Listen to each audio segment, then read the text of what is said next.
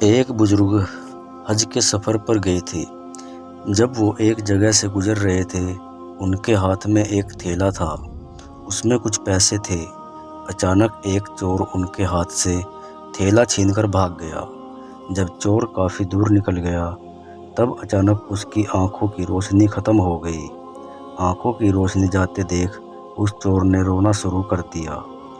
جب لوگوں نے چور سے پوچھا، بھائی کیا ہوا؟ تو وہ کہنے لگا، میں نے ایک آدمی کا تھیلا چھینا ہے، وہ کوئی بڑا اللہ کا قریبی بندہ لگتا ہے۔ میری آنکھوں کی روشنی چلی گئی، خدا کے لیے مجھے اس کے پاس پہنچا دو تاکہ میں اس سے معافی مانگ سکوں۔ جب لوگوں نے پوچھا کہ یہ قصہ کہاں پیش آیا، تو کہنے لگا، فلاں نائی کی دکان کے قریب پیش آیا۔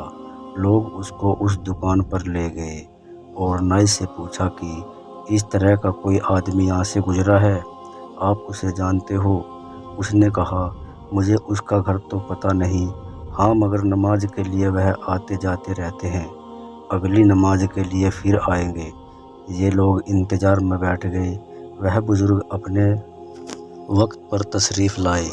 لوگ اس چور کو ان کے پاس لے گئے تو اس چور نے جا کر ان کے ہاتھ پاؤں پکڑ لیے کہ مجھ سے غلطی ہو گئی، گناہ ہو گیا، نادم ہوں، شرمندہ ہوں، میری آنکھوں کی روشنی چھن گئی، آپ اپنے پیسے واپس لے لیجئے اور مجھے معاف کر دیجئے تاکہ اللہ تعالیٰ میری آنکھیں ٹھیک کر دے۔ وہ بزرگ کہنے لگے کہ میں نے تو تجھے پہلے ہی معاف کر دیا تھا۔ یہ سن کر چور بڑا حیران ہوا، کہنے لگا، حضرت میں تو آپ کا تھیلا چھین کر بھاگا اور آپ کہتے ہیں کہ معافی مانگنے سے پہلے ہی معاف کر دیا۔ وہ فرمانے لگے، ہاں میرے دل میں کوئی بات آ گئی تھی۔